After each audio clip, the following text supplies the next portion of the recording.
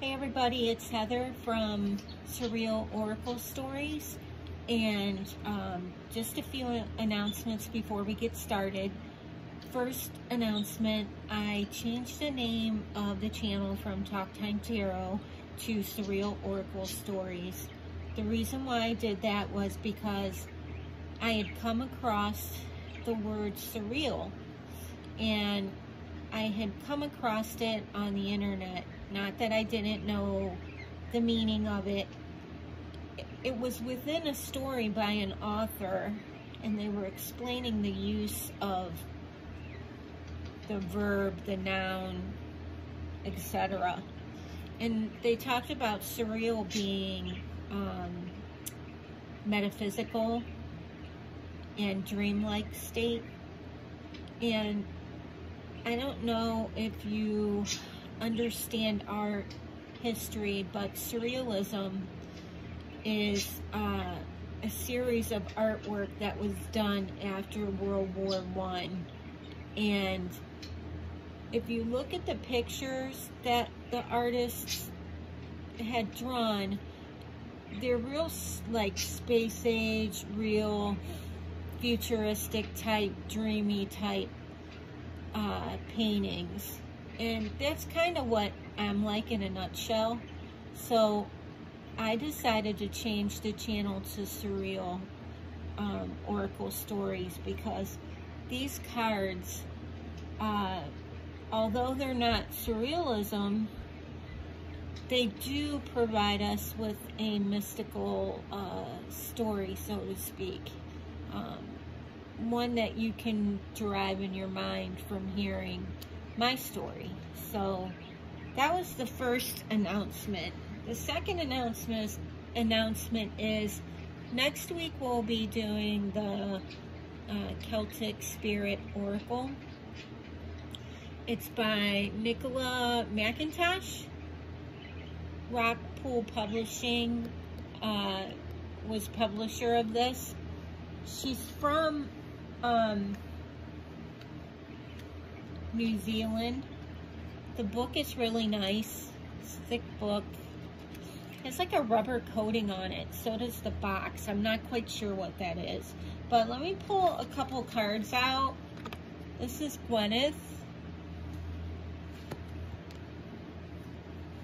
This is the crone, the old witch. The green woman. Peace Walker. I'll show you a few more.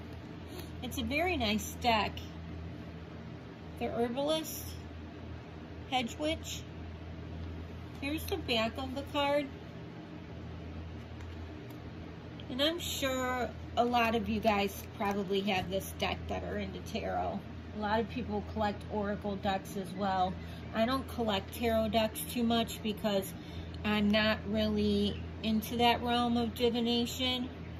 I like the oracle decks better because they tell a different kind of story that tarot tells. It's almost like reading a book, and anytime you pick it up, you can either start from the beginning, start from the middle, and go all the way to the end, or read the whole entire book. And each time you read it, you're going to pick out something different. So each time you use the cards, you're going to pick out something different. Also with the, that is way too many. Also with the oracles, doing the oracles, changing them next week. I'm going to change the table decorations, which will be fun.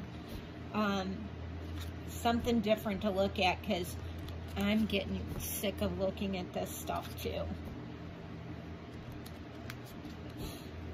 Shuffling a little different today. The over the hand thing isn't working for me.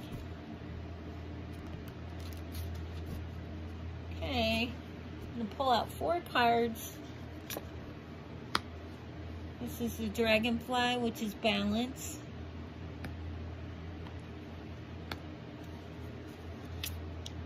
The Snake and the Fern, starting over. The trout and lily of the valley, purification. The bobcat and the blackthorn, patience. Okay, let's see what we have. We'll look at the bottom of the deck, which is the hawk and the thistle. Grateful persistence. We'll see if we end up using that or not. And you guys know that's been watching me for the last week or two that I do take from the bottom of the deck just to kind of finish the story up. There's always something good to add, just like a book. Okay, let's see what we have here.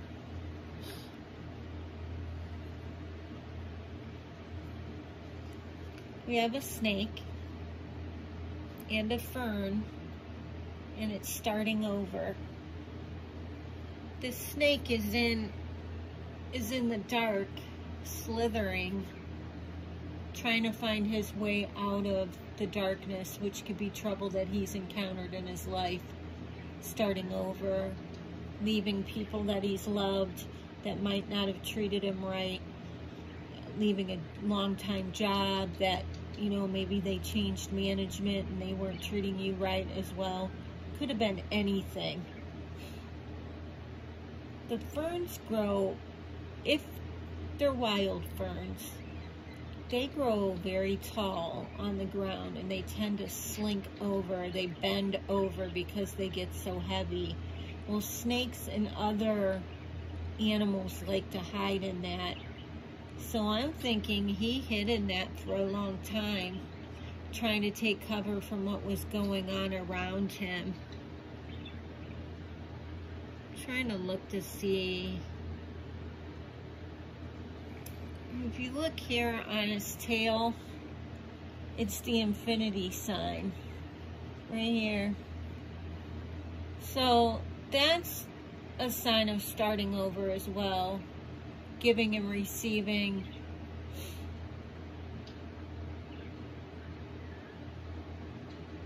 And the fern provides green, so that might signify money if he has a job, or you're fighting over money with a family member, or needing to collect money, or your partner won't allow you to have access to the money. It's starting over, getting out, making your own money. Just trying to see if that made a dollar bill sign, but it doesn't. But just know you have the figure 8 there. Infinity sign. Let's see what we have.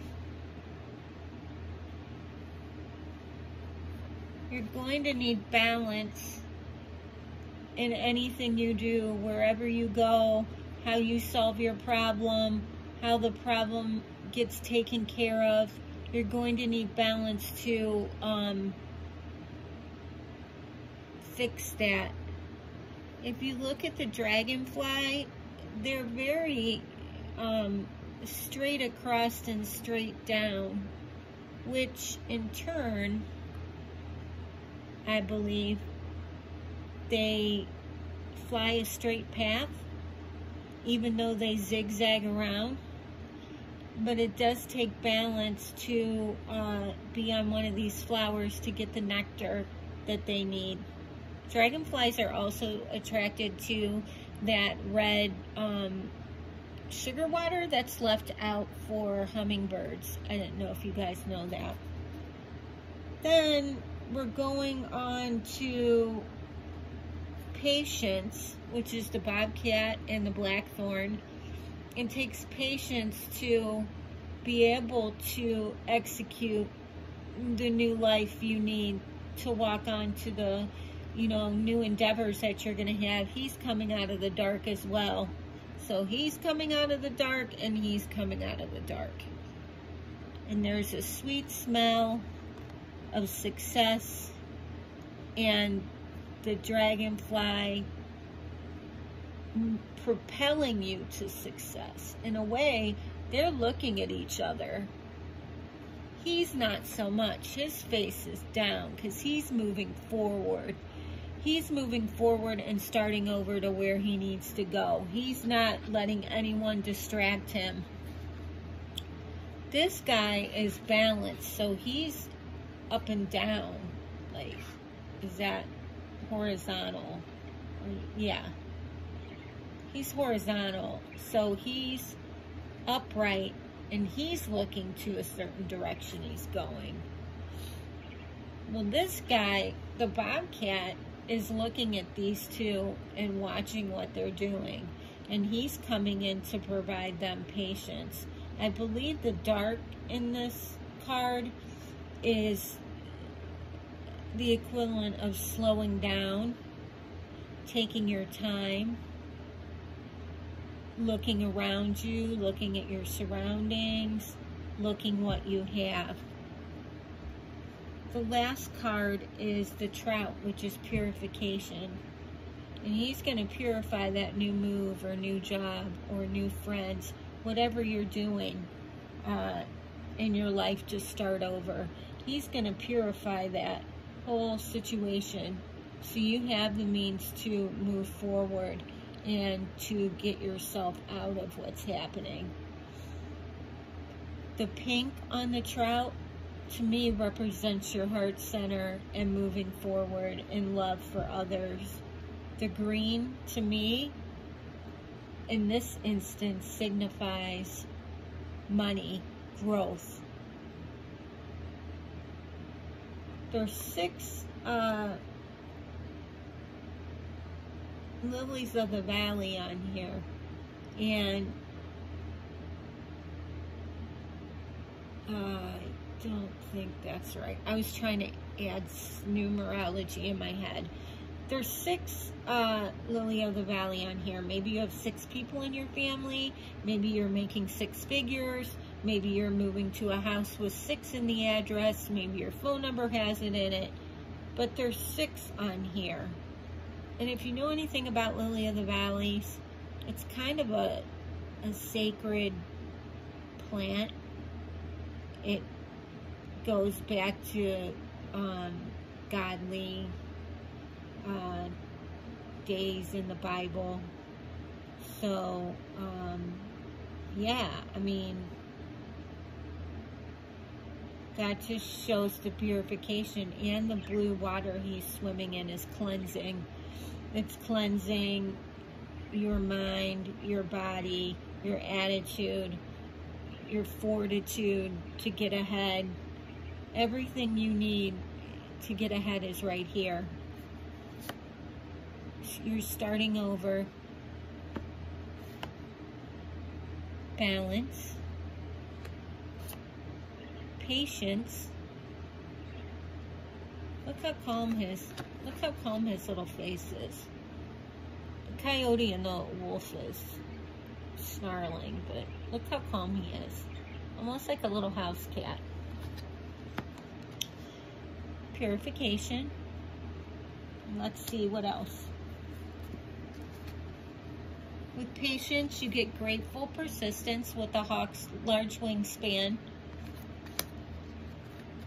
You get the boar and the pumpkin, and that's confidence. And that could be confidence with you and another person.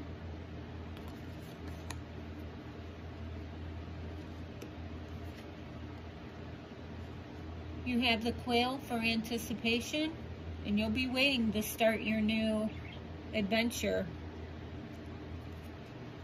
You have the eel and the iris for safety. You'll be protected. The frog and the lotus for metamorphosis. And lastly, we've seen him all week, the porcupine, and that's boundaries.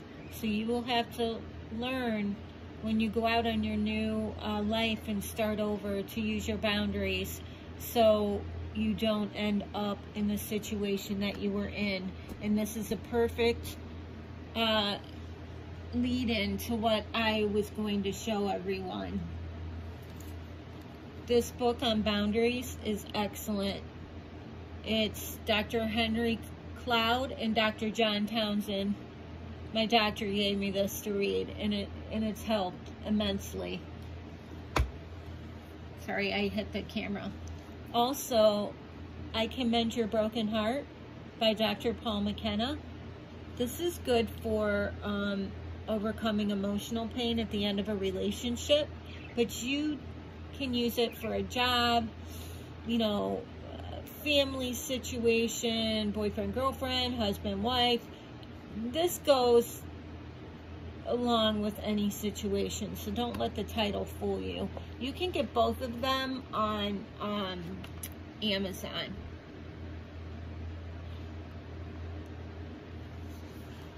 Here's something I want to read to you. Emotional learning. Emotions are, if you like, our sixth sense. They are our feeling of living. They are our awareness of people, and they contain a subtle and important understanding of our relationships. Emotions can change and evolve over time because we change and situations change as time passes. Sometimes our unconscious mind holds some emotions back until we are strong enough to face them. Equally, it never lets us experience an emotion we can't deal with, although there can be times when we find that difficult to believe. So that's a good parting note for today. And the last card that I have that backs it up is peace. You got this little otter swimming without a care in the world. Look at his face, how peaceful, his body language, and look at the nice, calm blue, light blue water he's in. So I hope everyone got their own story out of this, and we'll meet again tomorrow. And just to let you know, this was the last card, which is leadership. And you have what it takes to do this. Don't let anybody ever take that away from you. Okay, till we meet again tomorrow. Bye.